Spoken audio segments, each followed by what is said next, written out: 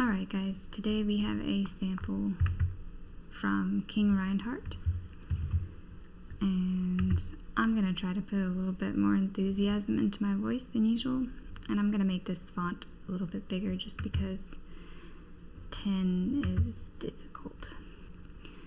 Out at sea, the whales cried in their myriad mournful voices, "Come into the water." Ash rolled his eyes, and he said to the whales, "F off." It was too early for this. What he could see of the sky beyond the porch was still night dark and dotted with stars. Though the eastern edge was streaked with pink and orange as the sun rose from behind the cliffs, the songbirds hadn't started singing yet. Everything was silent and still, as if the world was encased in salt. The air even smelled of it. Alright guys, my first complaint is going to be about sentence number 2. Ash rolled his eyes, and he said to the whales. Okay, so this tag right here is where I'm seeing the issue. And the main issue is, why so much? Why do we have, the proper noun and the pronoun for like one small tag? Ash rolled his eyes, and he said to the whales sounds like a sort of scriptural proclamation. It doesn't really seem necessary. Ash rolled his eyes and said to the whales. Sometimes you just have to read things out loud to hear how strange they sound. Alright, so the second sentence we're going to focus on is this one. What he could see of the sky beyond the porch was still night dark and dotted with stars. So this, what he could see at the beginning, does add that tiny bit of POV distance that I don't personally like. There is a place for it. There is a place to say somebody could see things, but I'm really not seeing the import here in this sentence, in this paragraph, in this context. I'm not seeing why it matters that he can only see some of the sky. It doesn't seem significant enough to warrant that POV distance that it does really create. And I think that we can make this sentence just a bit stronger without it. So we're going to delete this. And then I really don't like, I know you guys probably know this already, but I really don't like these sentence structures that start out with "the" when it comes to descriptions. I just really don't think it's elegant to describe things with this sentence structure, and I'm really not sure why. This is subjective. This is something that I find just doesn't work for me. And just starting it a little bit differently makes the sentence sound better, in my opinion. Beyond the porch, the sky was still night dark and dotted with stars. I would just like to bring this image kind of closer together. So, beyond the porch, the sky was still night dark and dotted with stars, though the eastern edge was streaked with pink and orange. Alright, so I really like this image that's building in my mind of the black sky with the stars and then the streaks of pink and orange through it. I love that. That's beautiful. And I want it to become more immediately apparent. So I'm going to move the color to the beginning of the sentence so that it's closer to night dark and dotted with stars. Because I think if you move the color first, it will, though the eastern edge is creating this sort of cushion in between these parts of the image, it's the less important information as far as the image is concerned. Yes, eastern, the sun rises in the east and sets in the west. For one, we already know that. This is not, it's not like we're in a world where it's rising in the west and setting in the east. So not really important information, and it's creating a little bit of distance when you're creating this image that I feel this will just help readers' brains out a little bit more.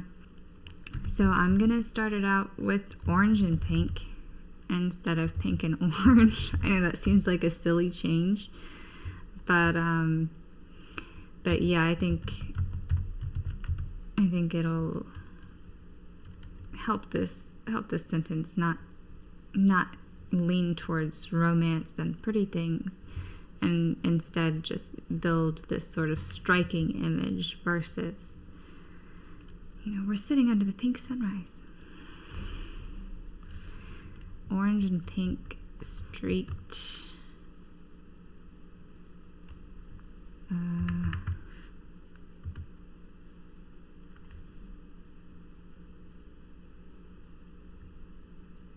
Streaked the skies.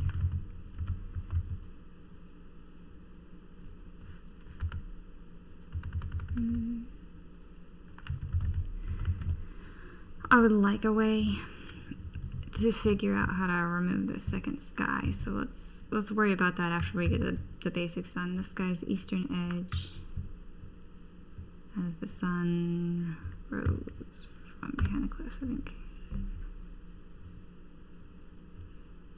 For this image now, we've got, it was too early for this. Beyond the porch, the sky was still night dark and dotted with stars. Orange and pink streaked the sky's eastern edge as the sun rose from behind the cliffs. The songbirds hadn't started singing yet.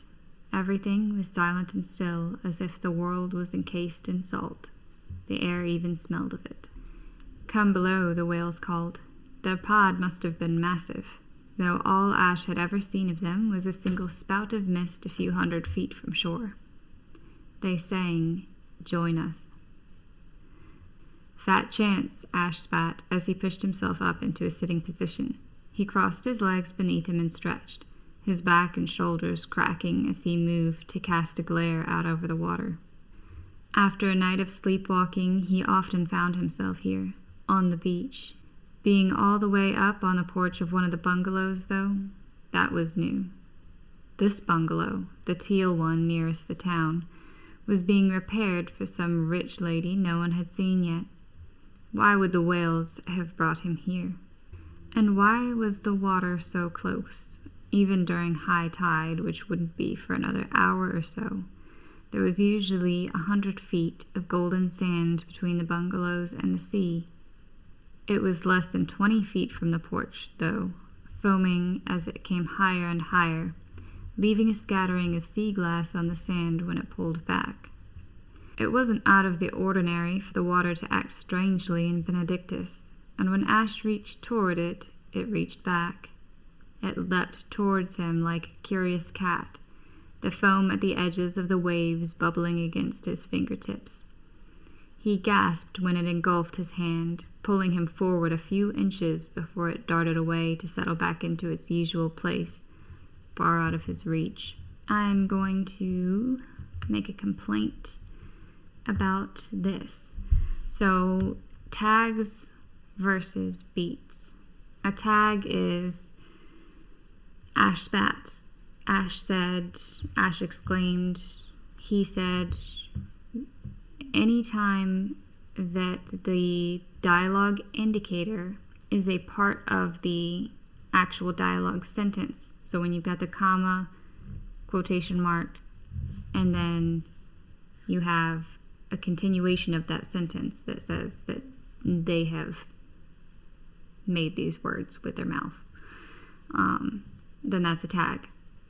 A beat is when you imply who the dialogue speaker is. Beats are incredibly useful, and I'm not saying that you should only use beats. You should not. There's definitely a place for tags.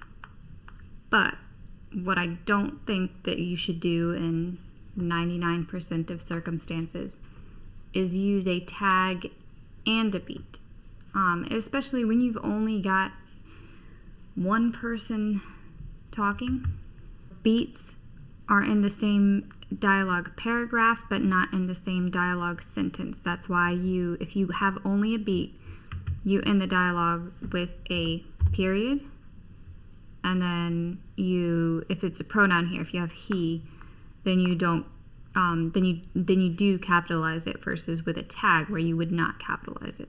So we're going to change this to just a beat because you really don't need both. The dialogue here, fat chance, like spat as the tag. Like I think we know. Like his two dialogues so far have been F off and fat chance. I think we know he spat it. So that it doesn't add anything that the dialogue itself is not already adding. So fat chance, Ash pushed himself up into a sitting position. And that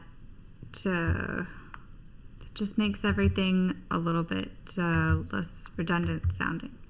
There's just really no reason to have the tag and the beat every time.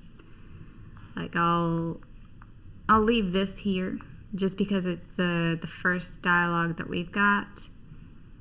And this is kind of an unusual circumstance where he's talking to whales. You're not just talking about what Ash said, you're talking about who he said it to. So I do think this is like one of the circumstances where having a tag and a beat is okay. But here, there's no reason.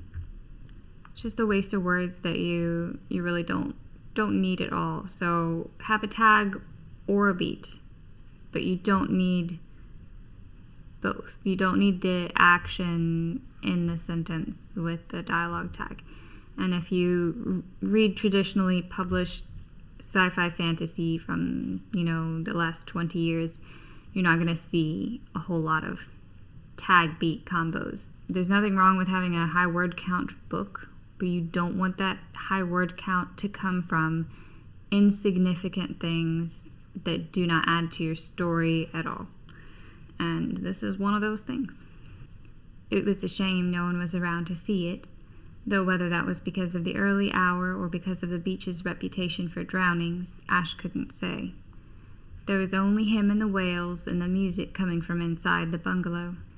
Hoping it drowned out his grumbling, Ash rose, staggering off the porch and onto the sand. It was littered with pale blue sea glass, though the pieces were long and their edges were oddly sharp. They almost looked like daggers, and he carefully picked his way around them. Why wasn't he wearing shoes? He must have forgotten to put them on before bed. It was a rookie mistake. As often as he sleepwalked, he should have known better. Well, for one, after a semicolon, you don't need to capitalize. So we'll just fix that really quick. I know I don't want to focus on grammar, but small things. So this is one of the reasons why I wanted to do these first pages, because it's easier to see these issues that you would not, I wouldn't be able to show in a tweet thread. So this issue is just that we are using the proper noun. We are using it all the time. And I didn't start to notice here until I got a little ways in. But now that we're almost at the end of the page, yeah, we're really putting that proper noun to good use, and you don't need to. There's only one person and a bunch of whales in this scene, and we haven't even seen the whales. And the whales' dialogue are in like this other, they're italicized, so this is just too much. This is too much proper nouning. And we should really, and it's not even like we're thinking about anyone else or talking about anyone else. Like this one, maybe we can keep this one because maybe somebody confuses Benedictus for a person despite the context. But this is our POV character. He's the only character in the scene. I think that we can change a couple of these. You don't need to say the person's name every paragraph. Remind us every once in a while. It's good. But not this often. So we'll keep those 3 on this page and then delete the other 3. So we've reduced the proper nouns by 50%. I'm happy with that. The sun was still hidden, but the sand was already warm beneath his feet, and the air was heavy with humidity, filling his lungs and weighing him down like liquid lead. Effing California. So that's the detail work for that. I do think this is an intriguing way to start the chapter. You got this weird creepy whales, and generally I have no idea what's going on, but that's okay. It's the first page. I shouldn't know what's going on. I feel like this is a good way to drip feed the information. We've got lots of sentence variation, paragraph variation. There's a lot of good things in here. And there weren't all that many issues, just little ones. I do think that this tag beat issue, if it is persistent throughout the manuscript, you'll shave off like 50 pages of your book if you can just get that under control, because it's just really so redundant. It's just not needed. And most of the time I am going to recommend that you delete the tag, because the beat's going to give you more information. Like him getting into a sitting position is more relevant than the spat. And just ask yourself, does your dialogue speak for itself? It should. Almost all the time it should. So, and you can't delete every tag. You still need tags for some places. There's some places where it's just not appropriate to use the beat. So don't blanket apply anything I say without seriously contemplating and looking at your work and asking yourself if that advice suits the section you're working on, because it's not going to suit every single instance. The overuse of the proper nouns, not a huge deal, but it definitely gets a little bit awkward after a while when you do that. And I don't really have a number for like how many proper nouns it's appropriate to use on a page, but just consider all the factors. Just like with anything else, it's different depending on your specific scene and your specific chapter that you're working on. But here, again, we just got one guy, and he's the POV character, so you really don't need to do a lot there.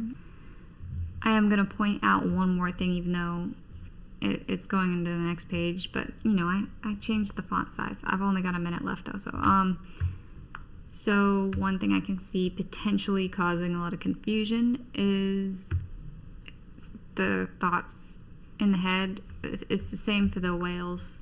There's no differentiation between his inner monologue and the whale thoughts. I feel like there should be a solution to that, whether it's using single quotation marks for the whale speak, or using a different font for the whale speak. There's definitely probably something you can do about that. And again, since this seems like it wasn't just a one-time thing, you do not need to capitalize after a semicolon. Alright, so I think that's it. Thank you for joining me. I hope I managed to put a little bit more life into my voice today. Last time I sounded like I was falling asleep.